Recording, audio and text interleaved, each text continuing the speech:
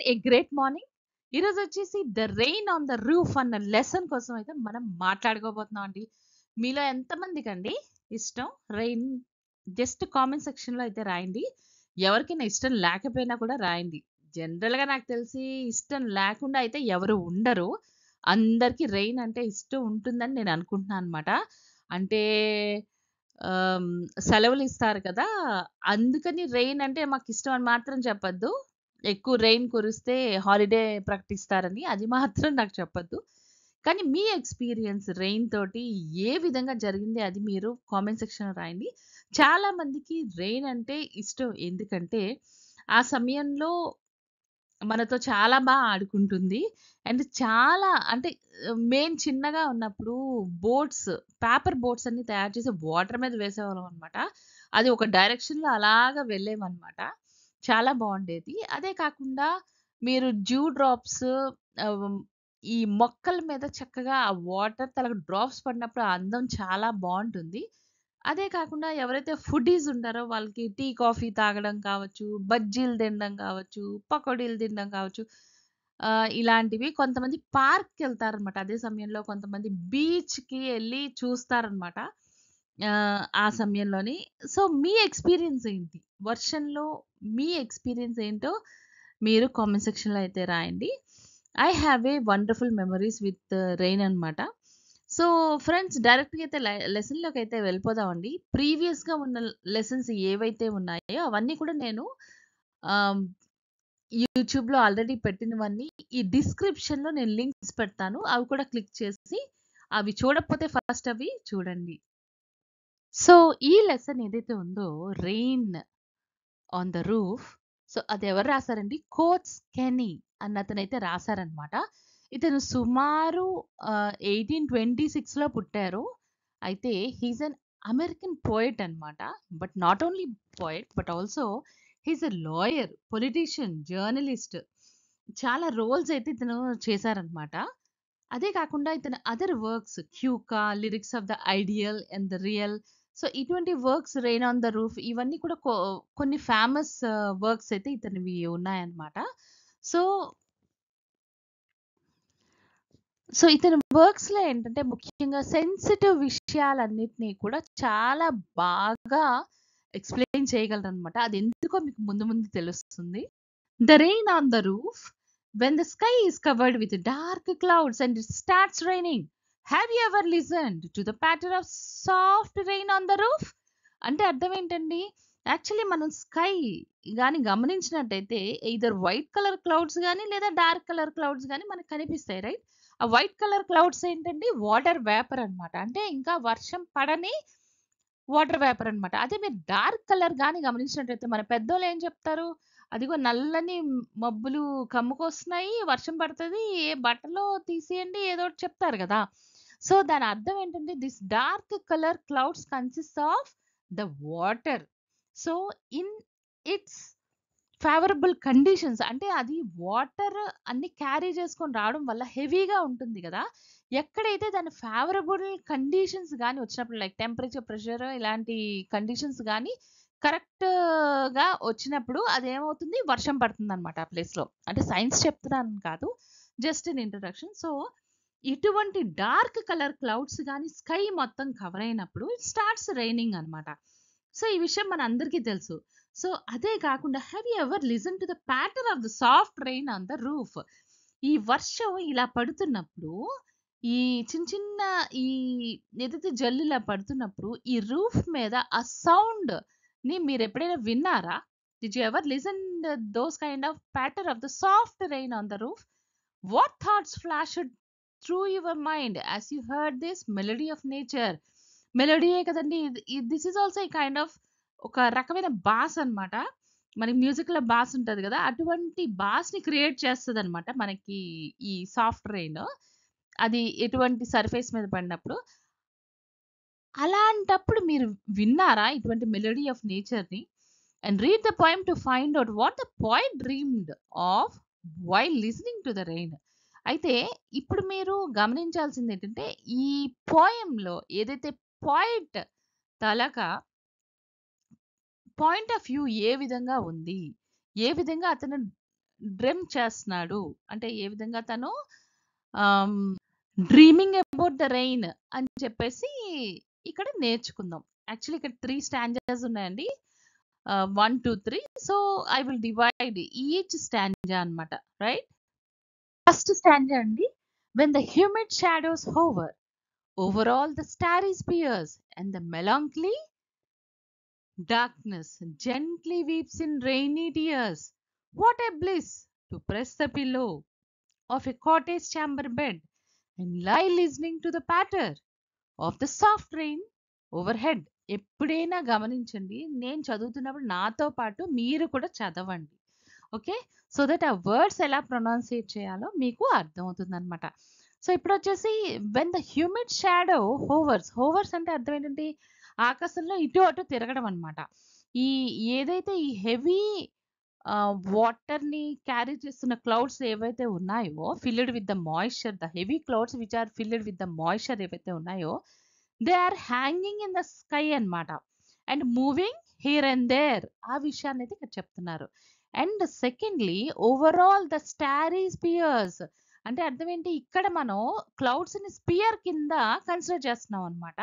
So ఈ clouds ఏవైతే ఉన్నాయో మొత్తం స్టార్స్ అన్నిటిని కవర్ చేసేస్తున్నాయట. రైట్? అండ్ అంతే కదండి, మీకు ఆ హెవీ రెయిన్ తో కూడిన అంటే హెవీగా ఉన్న క్లౌడ్స్ ఏం చేస్తే మొత్తం మీరు పైకి ఆకాశం కాసి చూస్తే మొత్తం క్లౌడ్స్ అన్ని కవర్ అవుతాయి కదా, ఆ విషయాన్ని అయితే ఇక్కడ starry spheres overall the starry spheres and the melancholy darkness gently weeps in rainy tears అంటే అర్థం ఏంటండి, మెలాంక్లీ డార్క్నెస్ అంటే సాడ్నెస్ వితౌట్ ఎనీ కాజ్. అంటే ఒక్కొక్కసారి చూడండి మనకి బాధ వచ్చేస్తుంటది చూడండి, ఏడ్చేస్తాం, బాధ వచ్చేస్తుంది, ఎవరిదైనా అటెన్షన్ మన కాసి ఉండాలని మనం చూస్తాం కదా, ఎటువంటి రీజన్ లేకుండా ఏడుస్తాం చూడండి, అది మెలాంక్లీ అని. సో అలాగే ఈ క్లౌడ్స్ కూడా ఏంటి, మార్నింగ్ అంత సన్ ఉన్న సమయంలో మొత్తం డార్క్ అయిపోతుంది కదా, వితౌట్ ఎనీ రీజన్ మొత్తం డార్క్ అయిపోతుంది కదా, ఆ విషయాన్ని అయితే ఇక్కడ మన పోయెట్ ప్రస్తావించారనమాట. లైక్ అటువంటి డార్క్నెస్ వచ్చినప్పుడు ఒక నైట్ ఫీలింగ్ మనకి కలిగినప్పుడు ఈ క్లౌడ్ ఏదైతే ఉందో gently weeps in rainy tears అట. అంటే ఇక్కడ మనిషితో పోల్చారండి. వీప్స్ అంటే ఏడవటం, టియర్స్ అంటే కంటి చుక్కలు. సో ఆ రెయిన్, ఆ టియర్స్ ఎలాగున్నాయి, ఆ రెయినీ టియర్స్ అన్నమాట. ఎలాగా ఆ క్లౌడ్స్ నుంచి వస్తున్నాయండి, చాలా జెంటిల్ వీపింగ్ అన్నమాట. చాలా బాగా అంటే చాలా జెంటిల్‌గా ఆ ఏడుస్తున్న ఆ టీయర్స్‌ని చూసినప్పుడు what a bliss to press the pillow of a cottage chamber bed.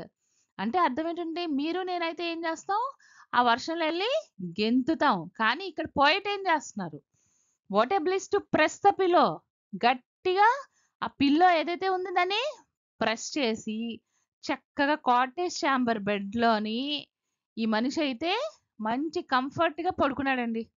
అంటే అర్థం ఏంటి, కాటేజ్ చాంబర్ బెడ్ అంటే ఇప్పుడు మీకు ఫారెస్ట్‌లో గమనించినట్లయితే సుమారు ఇది 1880 ఆ సమయం కదండీ.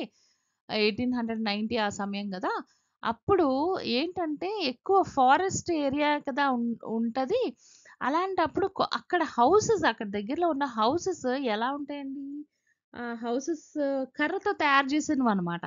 హౌసెస్ అన్నీను. రైట్? యూఎస్‌లో మోస్ట్‌లీ కర్రలతో తయారు చేసిన హౌసెస్ ఉంటాయి కదా, అటువంటి హౌసెస్‌ని కాటేజెస్ అంటాం కదా, ఆ కాటేజెస్ వాటి మీద లోని ఉన్న ఒక చాంబర్ బెడ్ ఏదైతే ఉందో, ఓకే.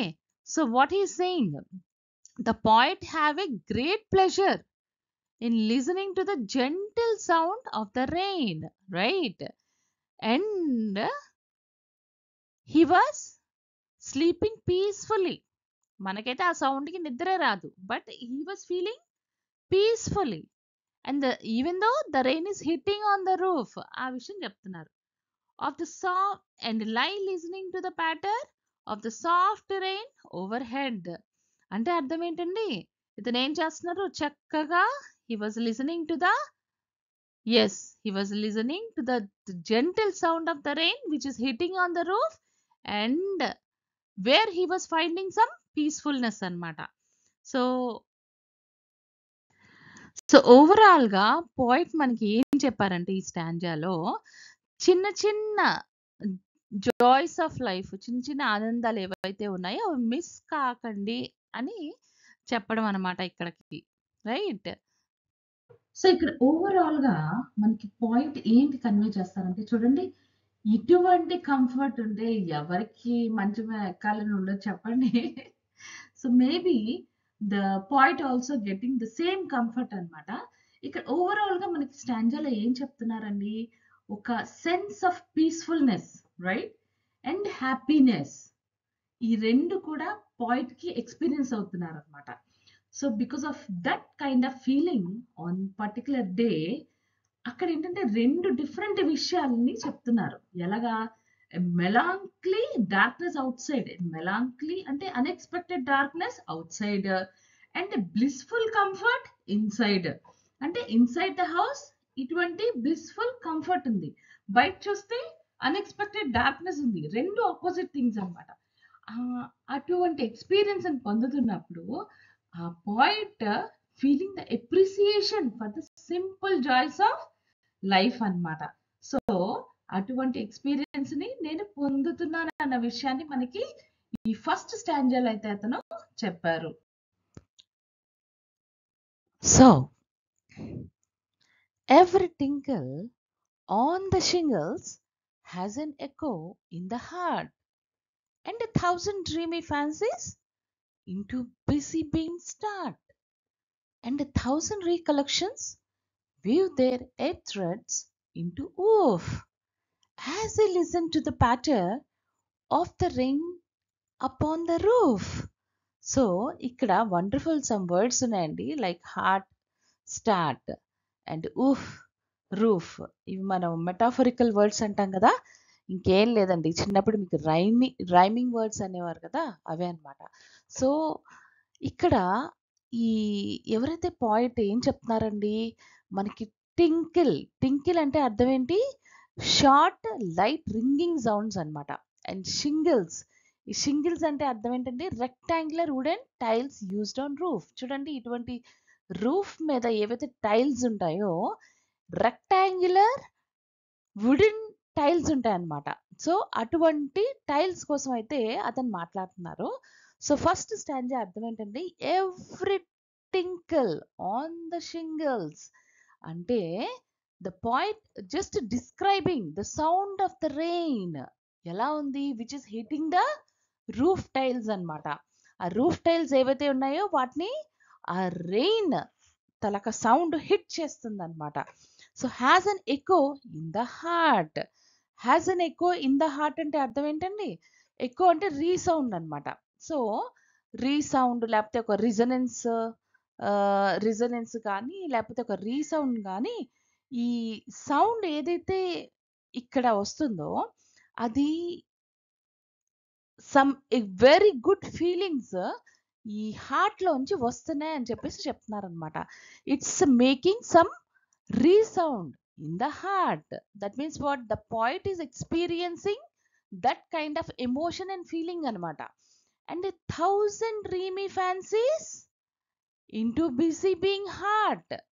అంటే ఇక్కడ బిజీ బీయింగ్ అంటే మన పాయిట్ లేదా ఒక ఎనీ అదర్ హ్యూమన్.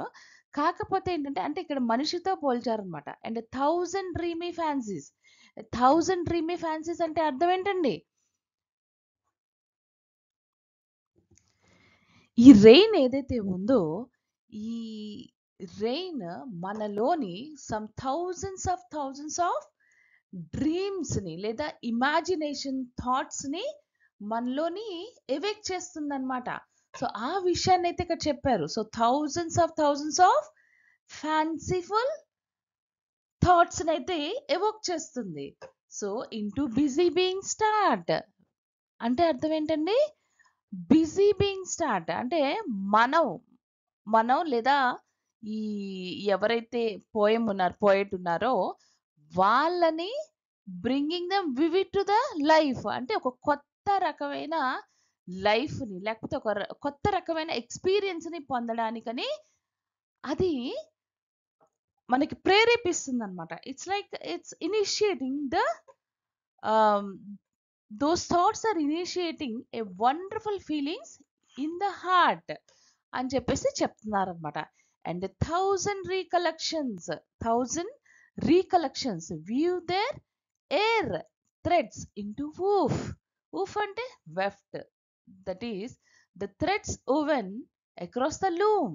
మీకు తెలుసు కదండి, మనం డ్రెస్సెస్ లేకపోతే సారీస్ ఎస్పెషలీ తీసుకున్నట్టయితే హ్యాండ్ ఓవెన్ బట్టలను అయితే నేస్తారు కదండి. సో ఆ ఏదైతే మెషిన్ ఉంటుందో దాన్ని లూమ్ అంటారనమాట. సో దాంట్లో ఎన్ని థ్రెడ్స్ ఉంటాయండి? సమ్ థౌజండ్స్ ఆఫ్ థ్రెడ్స్ ఉంటాయి కదా. సో ఆ విషయాన్ని అయితే ఇక్కడ చెప్తున్నారు అనమాట. And the 1000 recollections weave their a thread into woof. అంటే అర్థం ఏంటండి? అంటే అతను he's going in to the fantasies అనమాట. ఓకే, ఆ రెయిన్ ఏదైతే ఉందో అవన్నీ కూడా మనకి కౌంట్లెస్ మెమరీస్ని అయితే తీసుకొస్తుంది.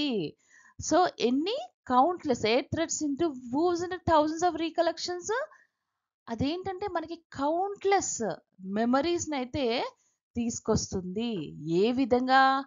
ఈ థ్రెడ్స్ ఒక ఫ్యాబ్రిక్లో ఎన్ని థ్రెడ్స్ అయితే ఉన్నాయో, రైట్? ఏ విధంగా అయితే మన ఫ్యాబ్రిక్లో ఎంత కాంప్లికేటెడ్ అండి, థౌజండ్స్ ఆఫ్ థ్రెడ్స్ ఉంటాయి కదా. ఆ లూమ్ మీద ఆ బట్టలు నేయడం ఎంత కష్టం. సో అంత థౌజండ్స్ ఆఫ్ రీకలెక్షన్స్ అయితే మనకి ఈ రెయిన్ తీసుకొస్తుంది. అంటే కౌంట్లెస్ మెమరీస్ని అయితే మనకి తీసుకొస్తుంది అన్న విషయాన్ని అయితే ఇక చెప్పారనమాట. As a listen to the patter of the rain upon the roof. అంటే అర్థం ఏంటండి?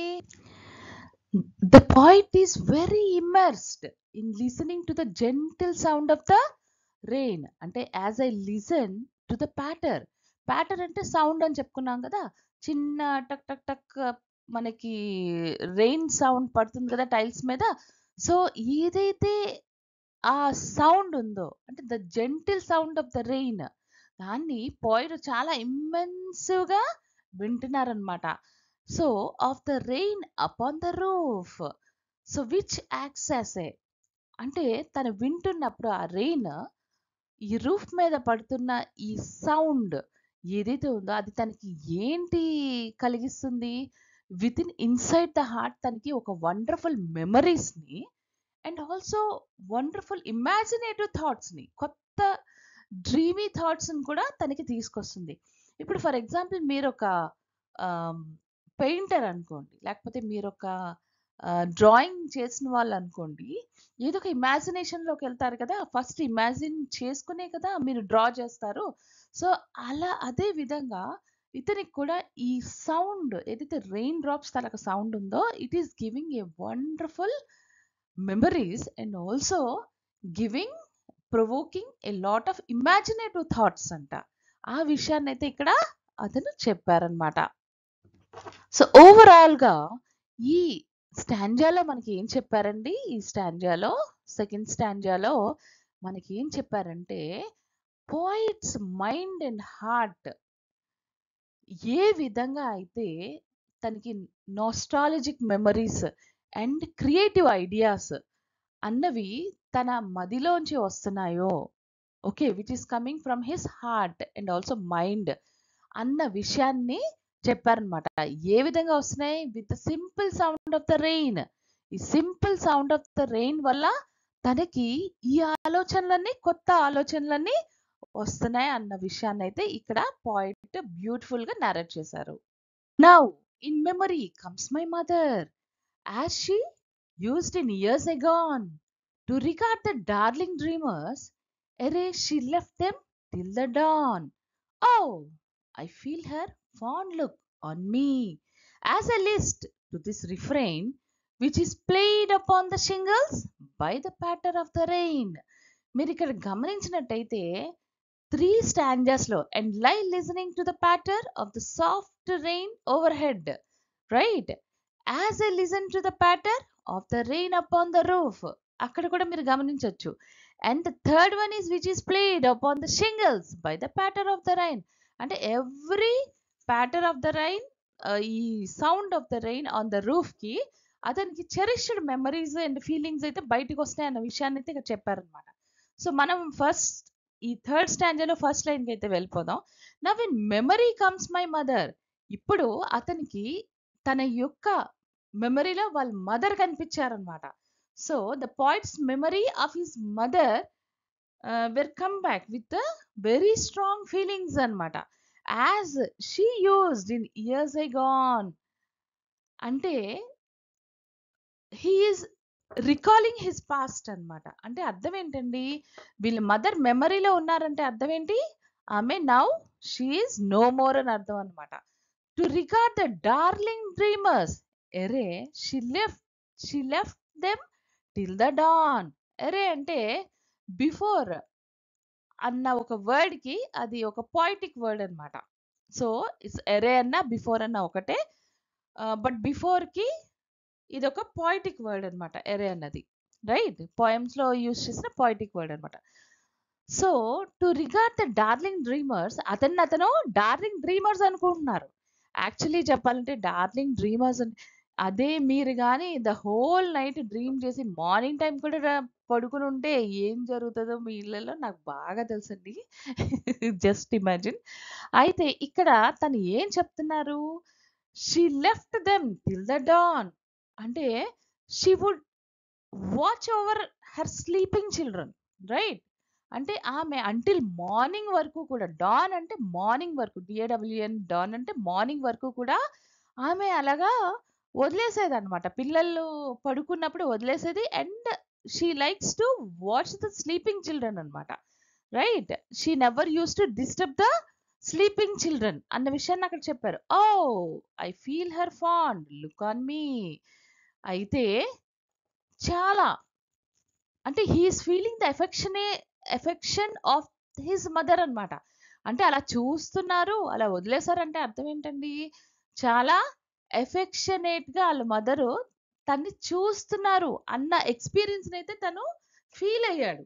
ఫీల్ అయ్యి మనకు చెప్తున్నారు అనమాట. As a list to this refrain which is played upon the shingles by the patter of the rain. As a list to this refrain అంటే ఈ sound refrain అంటే అర్థం ఏంటండి? I repeated part of the song.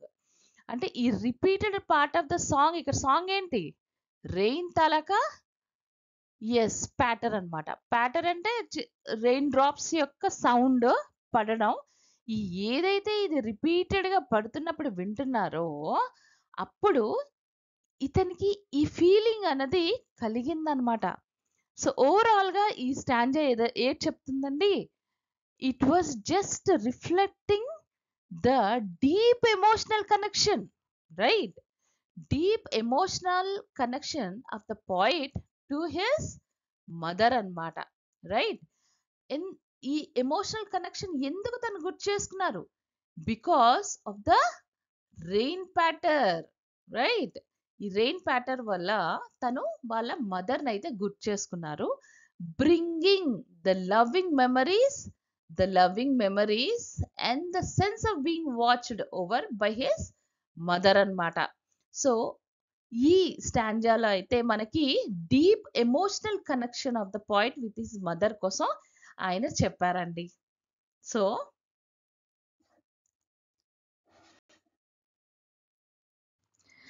So మనకి overall గా first స్టాంజాలో ఏం చెప్పారండి?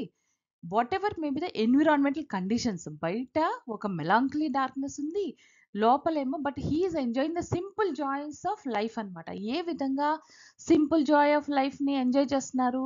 He was pressing the pillow and he was sleeping on the bed. అంటే అంత చిన్న విషయాలను కూడా తను చెప్తున్నారంటే he's explaining us to enjoy the simple joys of life అన్న విషయాన్ని అయితే చెప్పారండి.